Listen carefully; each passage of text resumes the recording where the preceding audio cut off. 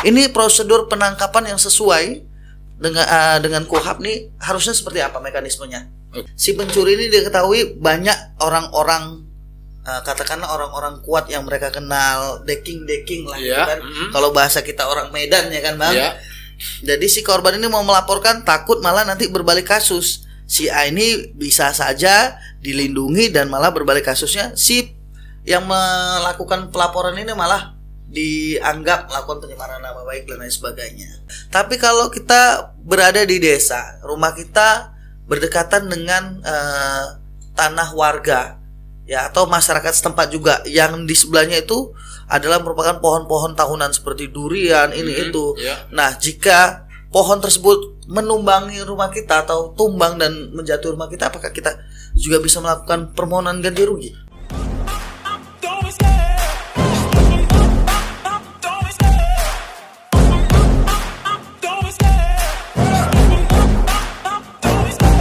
Love the chase and the hunt, and I set the pace when I'm running. I always take what I want and I always give it 100. Don't need a bank, no I'm funded. Play the game like... Assalamualaikum warahmatullahi wabarakatuh. Masih kembali lagi di channel Permata TV Podcast bersama saya Raditya, menghadirkan berbagai narasumber terpercaya dan tentunya dengan berbagai tema obrolan yang sangat menarik. Dan kali ini masih berkenaan dengan rubrik hukum dengan tema menarik, prosedur penangkapan. Ada banyak hal yang mungkin harus diperhatikan dan menjadi pengetahuan buat masyarakat. Seperti apa sih sebenarnya prosedur penangkapan yang sesuai dengan peraturan perundang-undangan, katakanlah KUHP. Dan untuk itu langsung saja kami sudah mengundang narasumber pemerhati hukum Bang Tony Sitepu, sarjana hukum. Kembali kita sapa. Apa kabar Bang? Alhamdulillah sehat Bang Marvel. Sehat ya, masih semangat ya Bang? Masih. Ini pertemuan kita yang kesekian kalinya ya Bang ya? Yap. Jadi memang beberapa waktu lalu kita sudah banyak ngebahas, mulai dari lalu lintas, mulai dari ya perusahaan penyedia, pembiayaan dan lain sebagainya. Dan kali ini kita berkesempatan untuk memberi sebuah pengetahuan lebih kepada masyarakat di obrolan kita berkenaan dengan prosedur penangkapan. Kan kita sering juga terjadi di masyarakat ini yang mungkin ya mengetahui banyak tindak kriminal ya, kemudian pelanggaran hukum seperti penyalahgunaan narkoba, kemudian mungkin katakanlah hal-hal kecil itu terjadi kemalingan lain sebagainya. Nah, prosedur penangkapan yang seperti apa, dan mungkin kalau kita lihat lagi delik hukumnya itu kan berbeda-beda ya. Kalau kita ngomongin tentang mungkin DPO, kemudian deliknya pengaduan masyarakat, dan mungkin ada yang memang sudah OTT dan sebagainya. Nah, ini prosedur penangkapan yang sesuai dengan KUHP nih harusnya seperti apa mekanismenya? Oke, terima kasih Bang Marpar. Bicara penangkapan, maka kita harus juga membagi klasifikasi. Iya betul.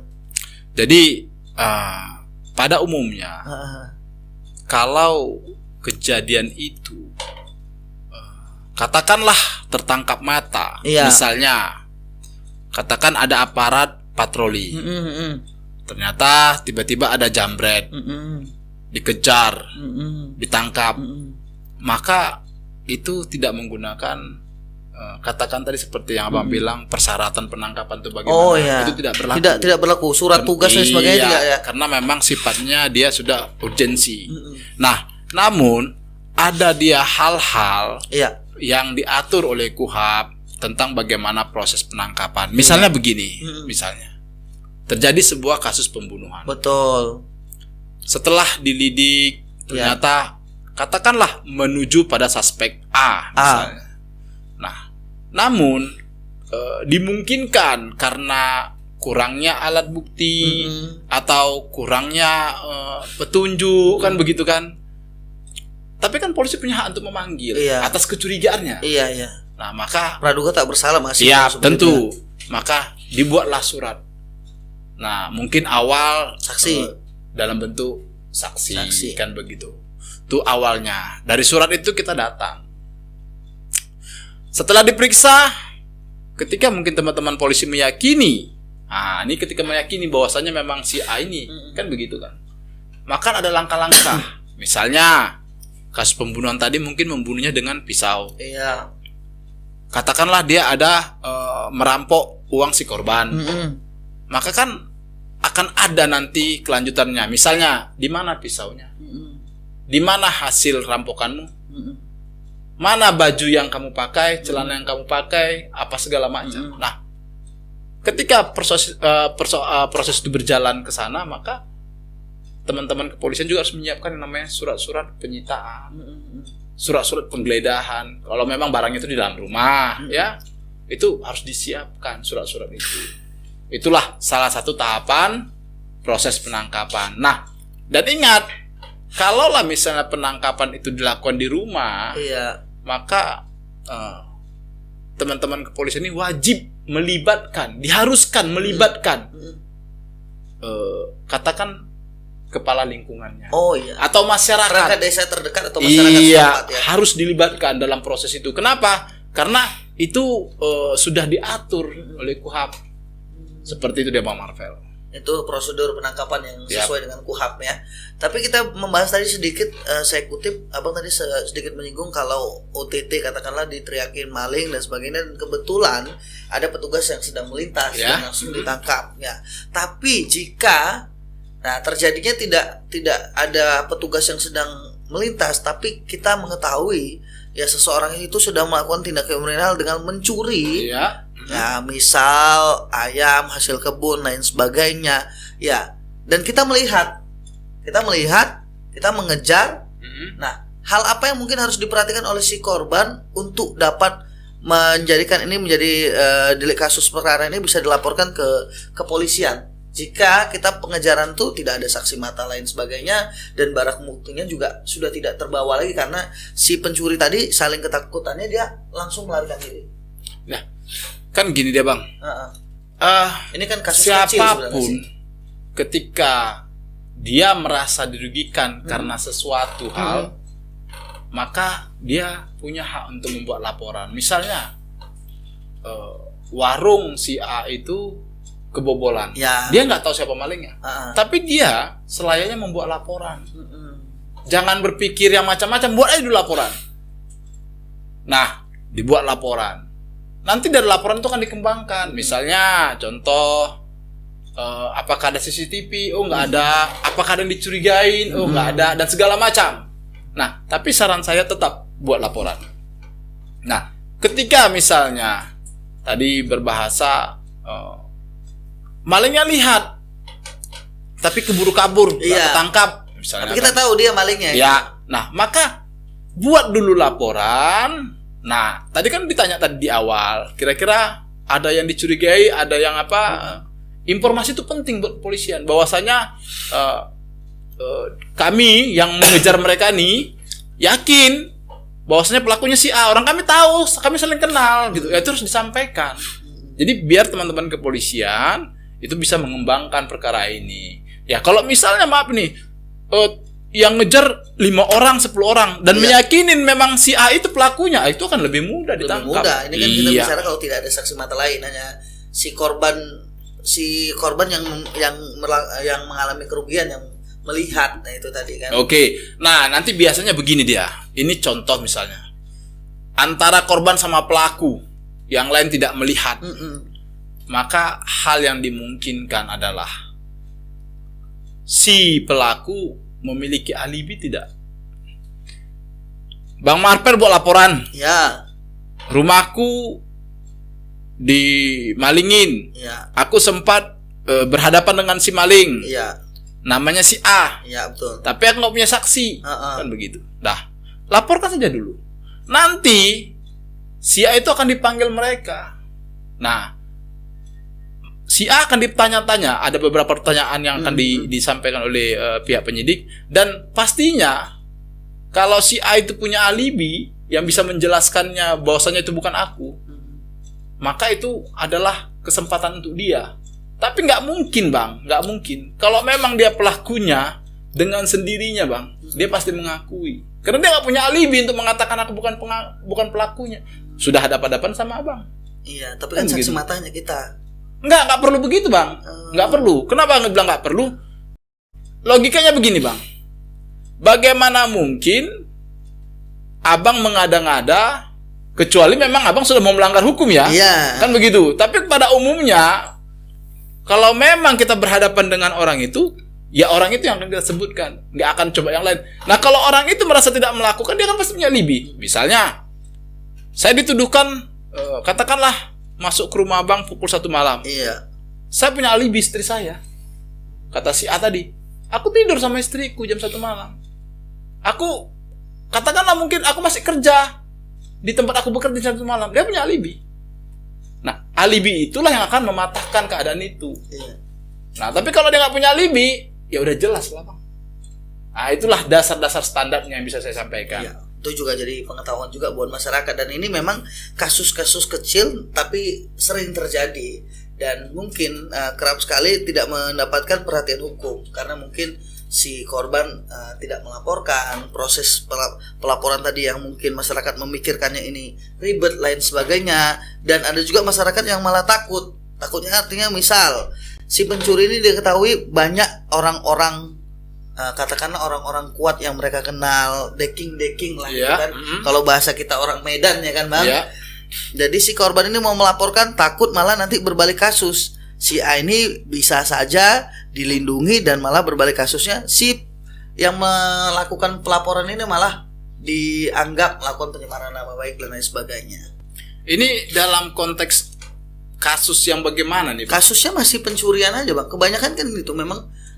Di desa-desa itu sampai dengan sekarang ini yang merasakan, bahkan masih ada juga yang melakukan jaga malam dan sebagainya, karena ya tidak hanya seisi rumah yang dicuri, tapi terkadang hasil perkebunan kayak seperti sawit dan sebagainya juga banyak dan kerap masih terjadi sampai saat ini.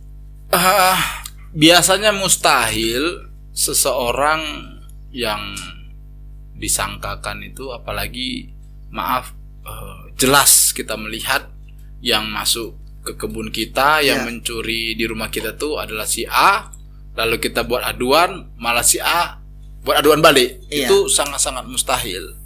Kenapa begitu? Karena itu tadi yang saya bilang, kecuali si A bisa membuat alibi gitu loh, bahwasanya bukan aku. Tapi itu nggak mungkin, karena si korban pasti sudah melihat siapa pelakunya.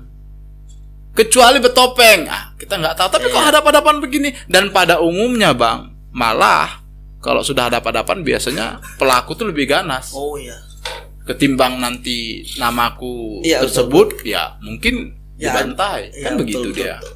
Itu pada umumnya. Malah sepertinya kalau dia ngelapor balik kayaknya sangat-sangat tidak mungkin gitu. Orang sudah jelas-jelas. Ya, tapi kalau itu yang tadi Abang bilang kan, kalau mungkin terjadinya di rumah itu pembantaian pasti. Tapi kalau yang sepengetahuan saya banyak yang terjadi pengejaran pencurian itu hasil kebun, ya lari gitu aja. Lari gitu aja. Dan kemudian karena mungkin di balik si pencuri ini tadi ada banyak ormas-ormas yang melindungi. Katakanlah menjadi deckingnya, melindungi. Jadi artinya sudah pun dilaporkan, tidak ditindaklanjuti. Gini dia, Bang. Kalau saya melihat apa yang Abang sampaikan, harus nunggu momen yang pas. Kalaulah misalnya saya mau lapor si A tadi masuk ke perkebunan saya, ngambil sejanjang, tapi diletakkannya dia kabur lari, kan begitu? Iya. Di sini yang akan sulit, karena barang bukti itu tidak bersama dia. Barang bukti itu masih di dalam kebun Abang. Nah, jadi dalam hal ini pada kebanyakan itu biasanya dikepung mereka, Bang. Jadi udah ketahuan itu brondol, baru digerebek. Tapi dengan proses seperti yang Bang bilang, itu akan sulit, Bang. Sulit, karena barang bukti masih di TKP, masih di perkebunannya, ya, kan betul. Begitu. Dan orangnya sudah di luar. Nah, ini yang paling sulit. Ya kalau sudah sawitnya keluar dari kebun, kita nggak tahu sawit siapa lagi, Bang. Bisa. Nah, betul. Memang unsur percobaan pencuriannya sudah ada, Bang. Percobaan pencuriannya, ya. Namun demikian, karena sawit tadi sudah diletakkannya dan dia kabur, ini yang akan sulit gitu loh. Ini akan sulit. Kasus-kasus kecil memang sulit buat diinikan ya. makanya yang seperti ini, ya banyak yang katakanlah resah, masyarakat yang resah, karena ya mereka pemilik kebun itu bukan sesuatu kebun yang terlalu lebar, tidak, tapi memang ya mereka kepengen ya kejahatan seperti itu, ya kejahatan di masyarakat yang seperti itu memang kepengennya itu ya minimal berkurang lah di satu desa tertentu yang sampai saat ini masih saja merajalela ya pencurian itu tadi. Ya. Jadi kalau menurut Abang kalau terjadi kayak gitu ya kita membiarkannya saja atau melaporkan atau seperti apa? Tetap dilaporkan. Jadi nanti kurang lebih pihak kepolisian pasti mendata nih. Iya. Ini orang-orang yang sering buat kegaduhan di masyarakat nih, Iya, kan begitu. betul. Cuma mungkin karena alat buktinya masih, barang buktinya Tidak masih bisa ditindaklanjuti. iya, belum kuat. Iya. Nah, mungkin lebih bersabar. Tapi percayalah Bang, pada umumnya kejadian-kejadian di perkebunan itu pelaku itu rata-rata tergap. Tergap dia. Jadi belum pernah saya dapat ketika dia ketahuan mencuri, barang curinya diletak dan dia kabur, lalu diproses tuh jarang. Jarang. Kenapa? Itu di dua hal yang udah berbeda. Karena barangnya nggak sama dia loh. Sama dia. Ditanya dia udah lari. Gitu, kan begitu. Padahal memang percobaan Dan pada pencurian. umumnya biasanya dia nggak lari ke rumah. Seminggu dia hilang dulu tuh dari Iya, lingkungan. betul. Kan begitu. Nah, setelah itu keluar lagi. Nah, makanya ini hal-hal yang sebenarnya sederhana tapi ngerjainnya ribet gitu loh, Bang. Iya. Apalagi dari perkebunan, jarak dengan kantor kepolisian itu kan nggak ada yang dekat. Iya, betul. Kan nggak itu aja urusan mereka. Makanya sekali lagi saya bilang, untuk kasus-kasus pencurian sawit itu lebih sering, lebih enak, lebih mudah ketika dia ke gap, Tangkap tangan ya. Iya. Oke, kita ke pertanyaan selanjutnya, Bang. Ini kan menjadi pertanyaan masyarakat juga. Nah, bolehkah polisi ini menangkap seorang terduga atau tersangka namun tidak menunjukkan surat perintah penangkapan kepada terduga atau tersangka? Yang pastinya tidak boleh, ya. Karena syarat formil dalam KUHP dalam rangka melakukan penangkapan dia harus menunjukkan SPK, surat penangkapan. Betul. Belum lagi nanti ada namanya surat penahanan. Kan itu harus. Nah, kalau dia tidak menunjukkan, kita bisa berhak menolak. Dan kalaupun dipaksakan, maka saran saya teman-teman yang dijolimi seperti itu bisa melaporkan ke kantor pengacara atau kantor lembaga bantuan hukum untuk melakukan namanya prapid, mempra-peradilkan. Kan begitu. Nah, kenapa di prapid itu yang dibahas adalah konteks formil dalam proses penangkapan. Jadi syarat-syarat terus dilakukan oleh teman-teman pihak kepolisian.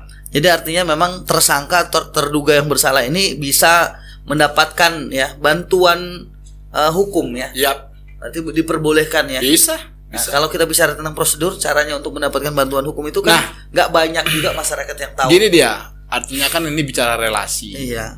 Ya, kalau memang ternyata memang secara apanya dia punya relasi, ya mungkin dia bisa sampaikan bahwa saya teraniaya, bahwasanya saya terjolimi, saya butuh bantuan, saya orang tidak mampu atau dia orang mampu itu nantilah ya, tapi dia butuh bantuan ya. Sudah, nanti kan pihak keluarga menyampaikan kepada katakanlah lembaga bantuan hukum terdekat atau pengacara terdekat dan segala macam untuk melakukan pendampingan terhadap si A tersebut. Karena kalau kita mendapatkan bantuan hukum minimal kan memang para ahli hukum ini kan lebih mengerti. Artinya kan jika kita dengan kesalahan A dijatuhi hukuman terhadap yang seharusnya kesalahan B, ini kan akan merugikan si terduga atau tersangka. Iya, tentu. Nah, kalau kita bicara lagi ini berkenaan dengan penangkapan ini Bang Tony.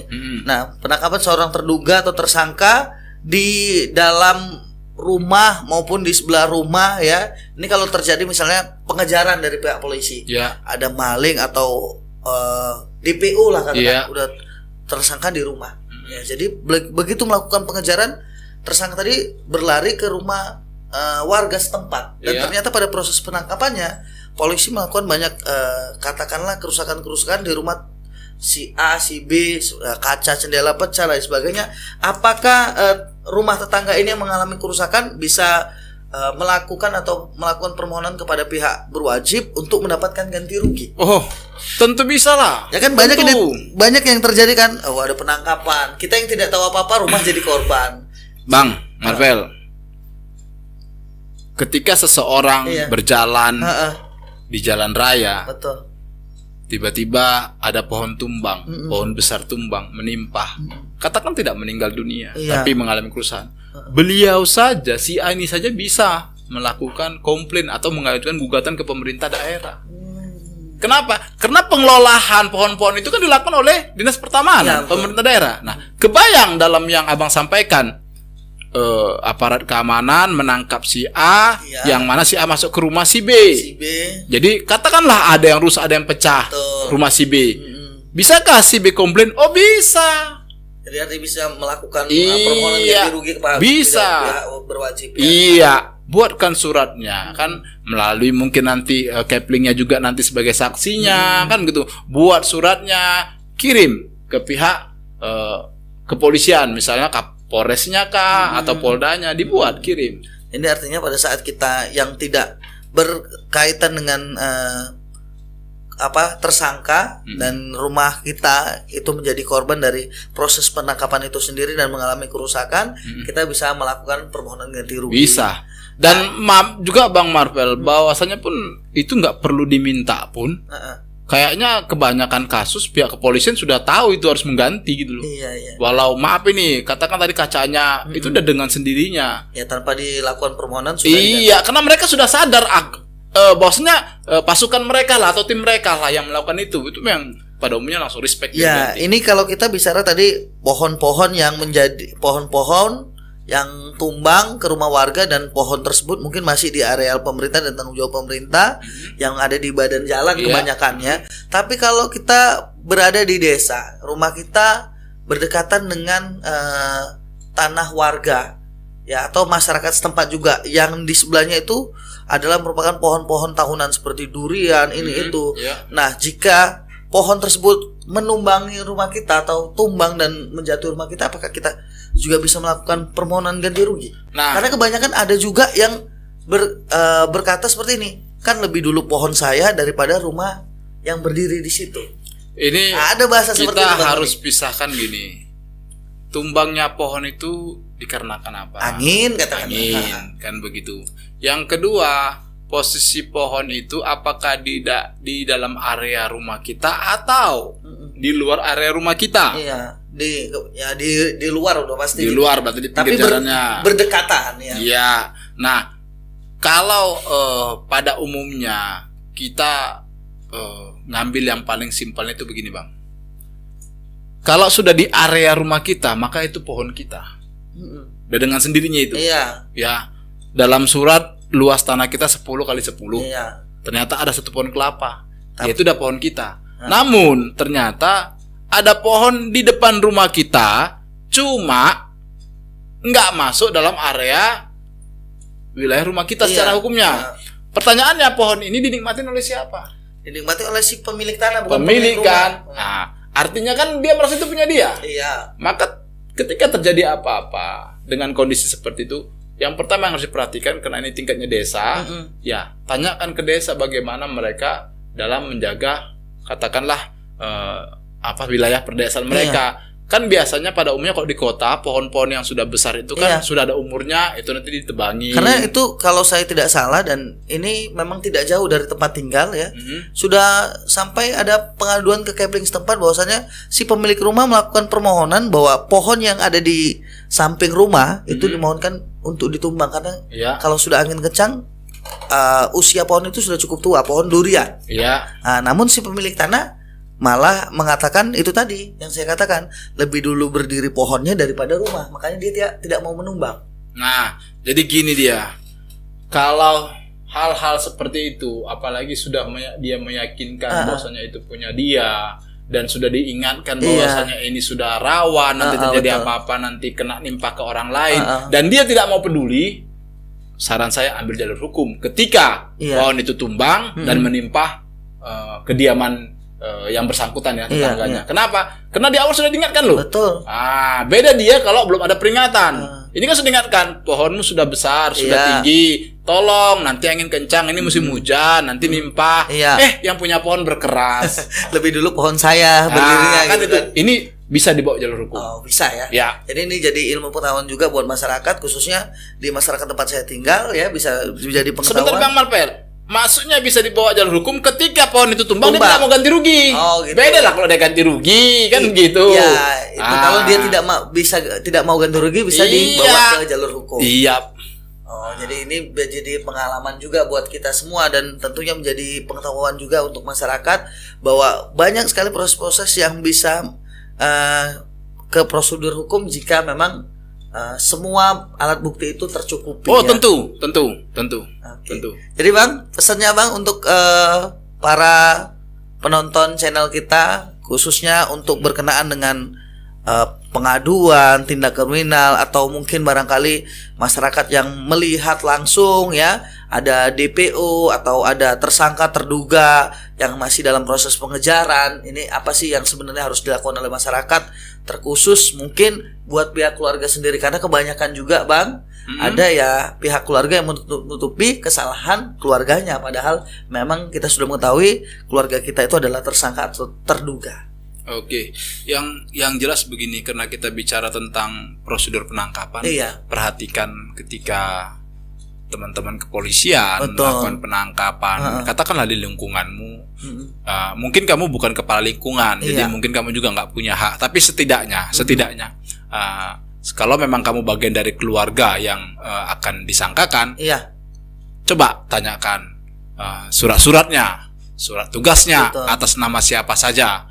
Biasanya dalam surat tugas itu, khususnya surat penangkapan tuh ada itu pimpinannya ini, anggota ini dan segala macam. Nah, dari situ kan teman-teman tahu siapa namanya si ini. Nah, kalau memang mereka itu memang sudah pas semuanya, ya jangan dihalang-halangin lagi tugas mereka, karena ketika kita menghalang-halangi yang namanya penegakan hukum itu juga masalah Bang. Ini kenapa saya tanyanya gitu, karena pernah terjadi di salah satu yang lagi booming kemarin, salah satu pondok pesantren.